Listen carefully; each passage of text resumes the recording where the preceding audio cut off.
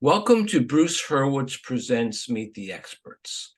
I'm your host, Bruce Hurwitz of Hurwitz Strategic Staffing. You can find us on the web at hsstaffing.com. I hope you'll consider us for all your staffing, career counseling, and professional writing needs. I'm delighted that I'm going to be joined by Jim Marshall. We are going to discuss Septemics, hierarchies of human phenomena. Meet the Experts is sponsored by P&K CPAs. P&K is a full-service accounting firm. They provide accounting and consulting services to businesses ranging from startups to small and mid-cap companies to nonprofits, as well as high-net-worth individuals. Contact them today for a free consultation at info@pk-cpas.com or call them at 973-882-8810. They will be happy to be of service.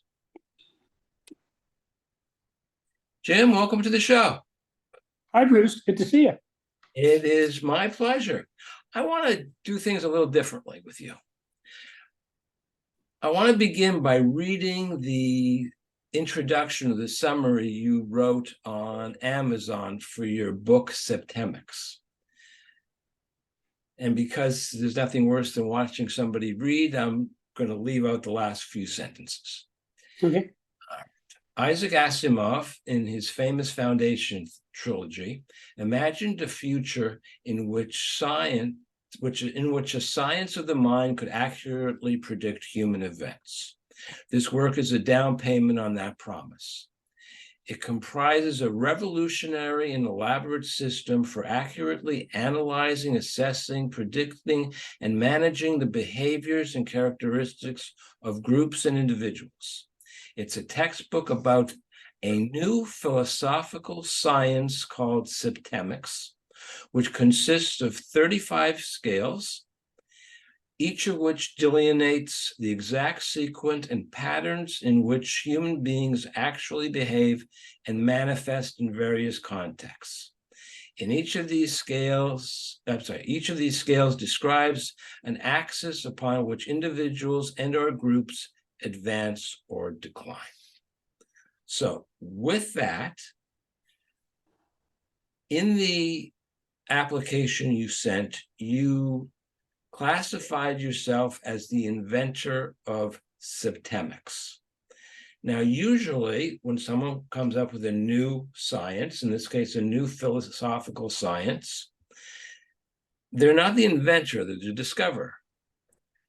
Galileo discovered that the Earth revolves around the sun. Newton discovered gravity. Einstein, relativity. Is there any significance to the fact that you use the word invent? Yes, I can give you a very precise answer. Let me just give you one sentence that I think might resolve that.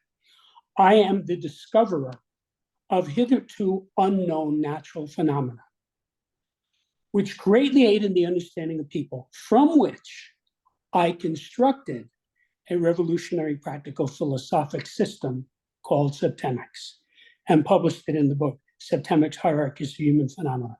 So first I had to gather all this information, which was all done empirically. And then when I saw what I had, I said, I can really help people with this. And I spent 20 years crafting this philosophic system. What is a philosophic system? Well, it's sort of, you might say it's a conceptual technology. It's a user-friendly way of easily understanding human phenomena. Now, part of human phenomena is human behavior, but this goes beyond behavior into other things as well. And if I were to read you the name of the 35 scales, you would see that. It almost sounds like this is what Einstein would call a thought experiment. The problem with that is there is no theory of Septemics. All of this was discovered empirically. You want me to tell you how that happened? Please. Okay. So the story really begins when I was accepted into engineering school at age 16. And of course, I thought it was going to be engineering physical things, such as airfoils and electrons or motors or whatever. But by the time I had my bachelor's degree, I knew that I wanted to engineer the human psyche, because that is the area of greatest mystery. And it is the area in which, as a society, we are failing miserably. 95% of the problems in industrialized society are because people don't understand people, don't understand the boss, the wife, the son, the mother. So, to make a long story short, I had a long career as a human development engineer, working one-on-one with hundreds of clients of every description for cumulatively many thousands of hours. As I was doing this, I started to notice incidentally that I could predict the outcome of the session. Or to put it another way, I started to notice that there were certain patterns that repeated. Now, I never told this to anybody, but I wrote them down as I saw them. So after a while, it became clear to me that the client would be at a certain level on a certain scale that I had previously observed. And as a result of our work, he would go up to the next level. And this happened thousands of times. And as this occurred, I just wrote it down and wrote it down. By about 1995, I had about 32 scales of varying lengths. But something else happened. There was one scale in particular that was a 6-level scale that I absolutely knew was correct. And one day I realized that that scale actually had a 7th level because I had observed it in a client. So when I inserted that 7th level into the 6th level scale, where it was obvious to me it went, the scale then manifested mathematically. And it went from being a scale to a plane. In other words, it became a whole body of data. And I said, whoa, I don't know what this is, but whatever it is, it's natural law. Because anything that has mathematics embedded in it is natural law, like the Fibonacci sequence, for example. So then I said, I wonder how many of these other scales are actually 7-level scales that had not been developed all the way, because I wasn't developing anything. I was just helping my clients and making notes. So I then inspected all of these scales. And in a short period of time, they all went to 7 levels. And as each one did, it manifested mathematically. Now you have to realize I took 26 semesters of math, and I love math. So it's like a very alive, vibrant thing to me. It's not a remote thing you do on a piece of paper. So I saw all of this math there, and I said, I've discovered something here. Whatever this is natural law. And then I said, wait a minute, I could go from helping people by the hundreds, which is what I have been doing as a human development engineer, to helping people by the millions if I put this in a book and get it out to the public. So then I said, okay, I have to write a book. So the first draft was finished in December of 95, and I sent it out in a transcript form to colleagues of mine, all of whom had graduate degrees in a variety of subjects. And they all responded very positively. They had different responses, but they were all very complimentary. So that told me, okay, this is exactly what I think it is.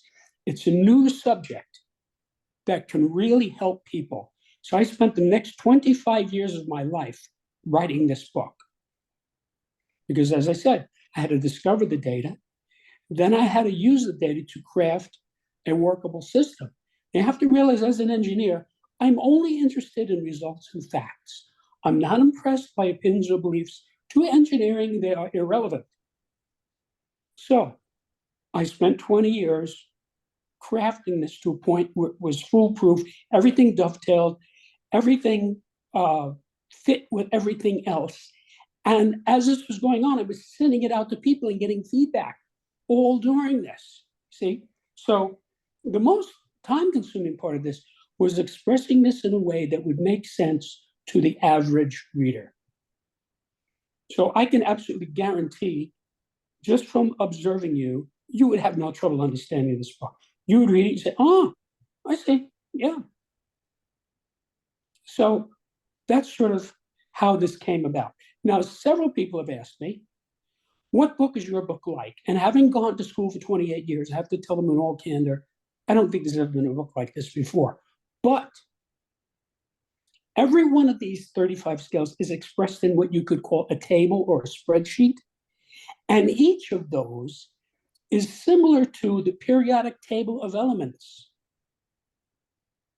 So what you have here is 35 periodic tables for the corresponding 35 subjects. Okay.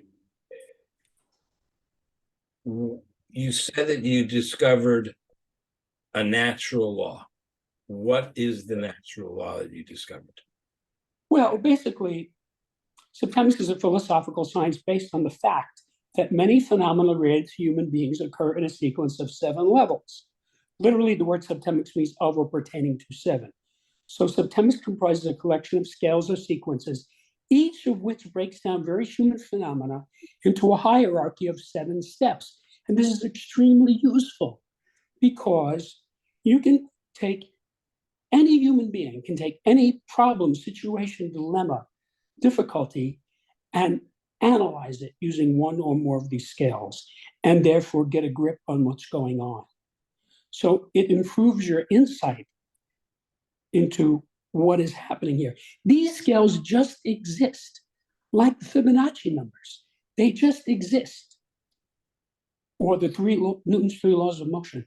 They exist.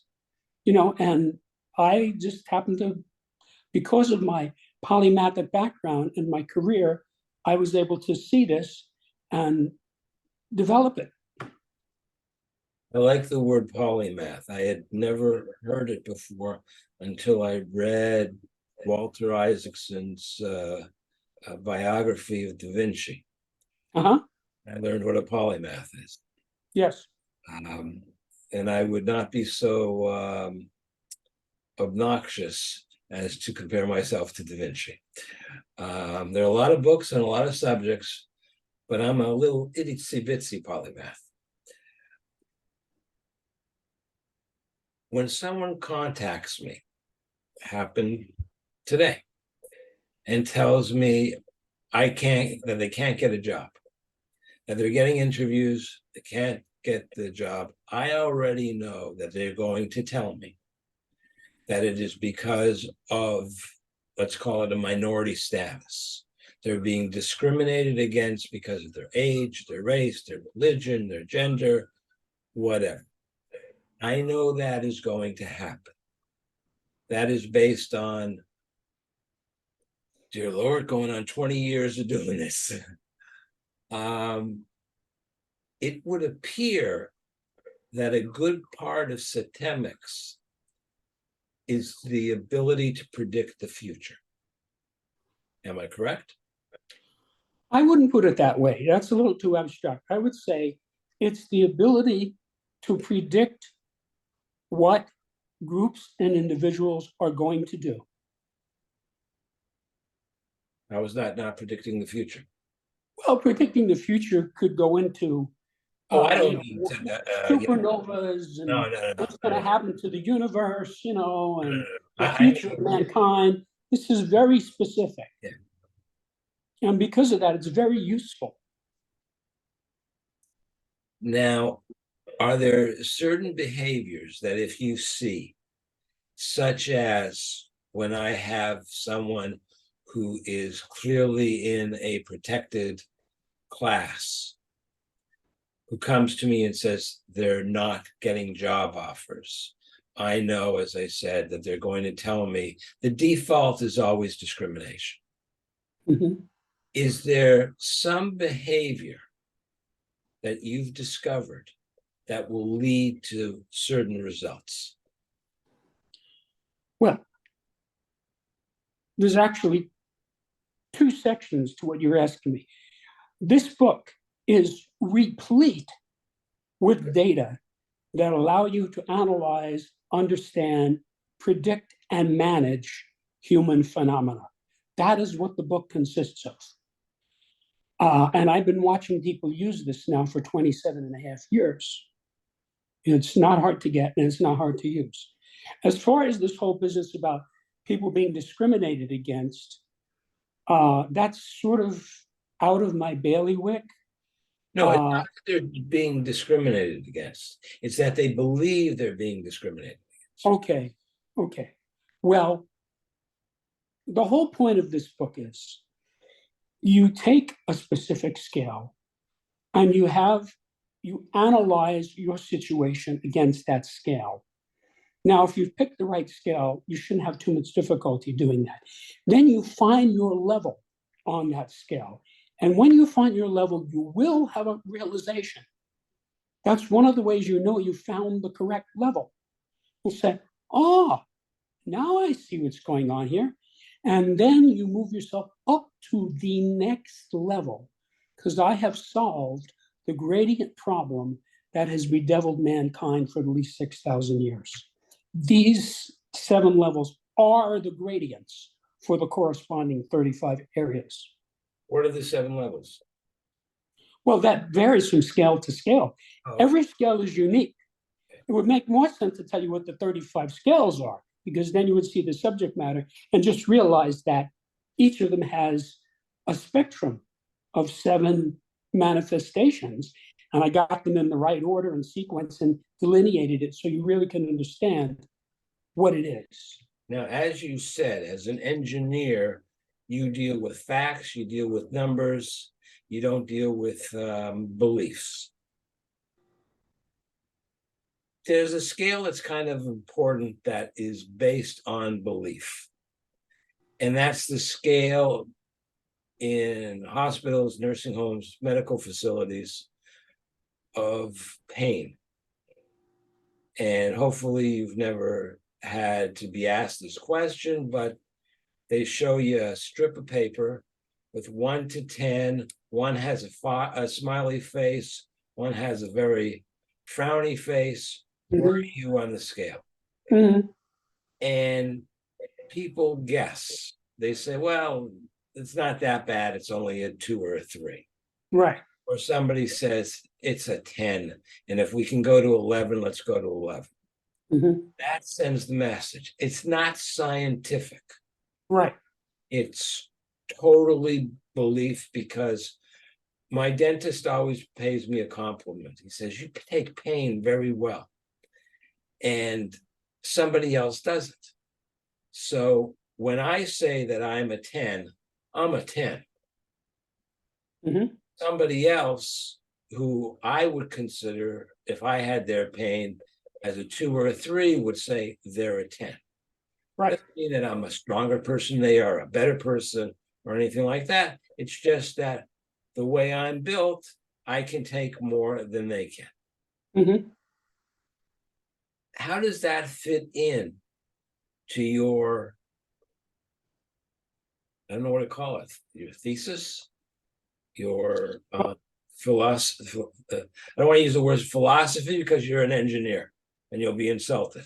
But philosophical science. Well, look, first of all, I should tell you, there is a scale of belief. It tells you the 7 levels of belief.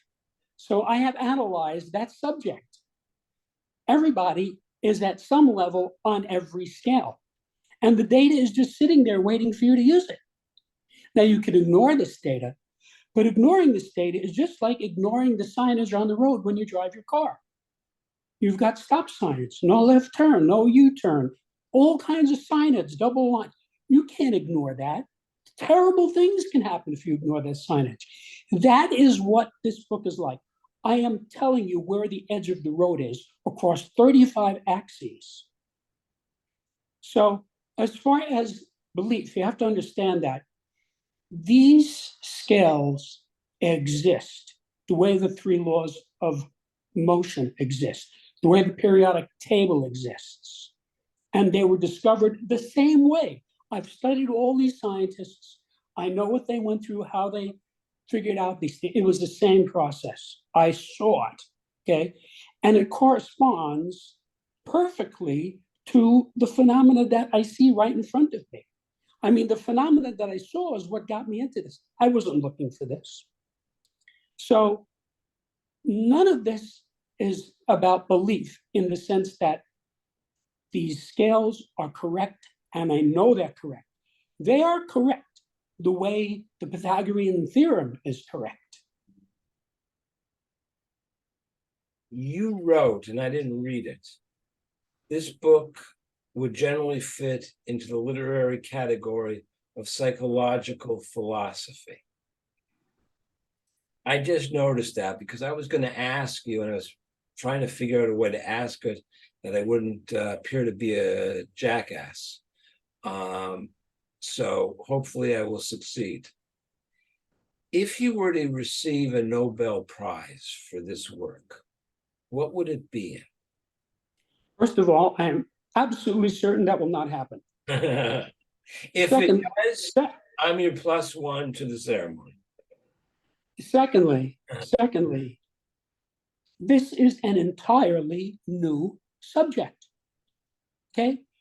This is one of the problems that I'm dealing with here. You see, first of all, most people don't read books. Of the people who do read books, most of them read fiction books.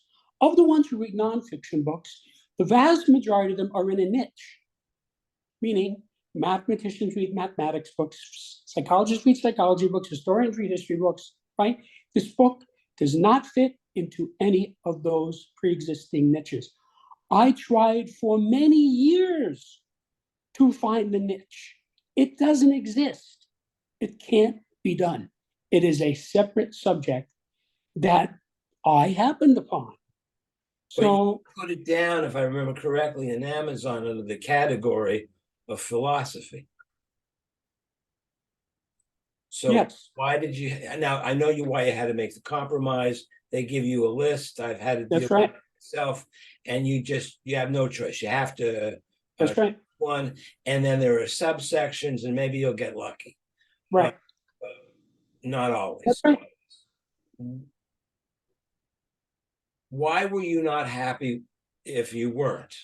Or why were you not totally satisfied with having to classify yourself as no longer an engineer, but as a philosopher? Well, if I read to you my areas of expertise, you'll find that I am a true polymath, and all of these areas of data bleed over into one another. So they're not separate in my mind. What I know for sure is that I have the personality and the mind of an engineer. That was proven when I was in high school. So, when I went to engineering school, I fit right in. There's like 2,000 guys, and we're all the same. So, but I did start thinking of myself as a philosopher years later. But I know so many different subjects that if you knew what they all were, you'd see that none of them really fit perfectly. Oh, I've had that problem myself, setting up what you see behind you, because you have over here reference books. Here you have history, law, philosophy, science, religion. And Right. sometimes it's not easy. And on the Kindle, because I literally ran out of space for a book, on the Kindle, I have the same categories, but it's sometimes difficult to know where to place a book. And on the Kindle, you can place a book in numerous categories. Mm-hmm. When it's a hardcover, there's only one place to place it on the shelf. And Lord knows when I need to find the book, I can never find it, but that's a different story. Mm-hmm. We are almost out of time. I just noticed that. And that's a compliment to you. I want to share your contact information. And obviously your book, Septemics, is available on Amazon. My last question is this. Is there anything that I did not ask you, which you wish I had asked you?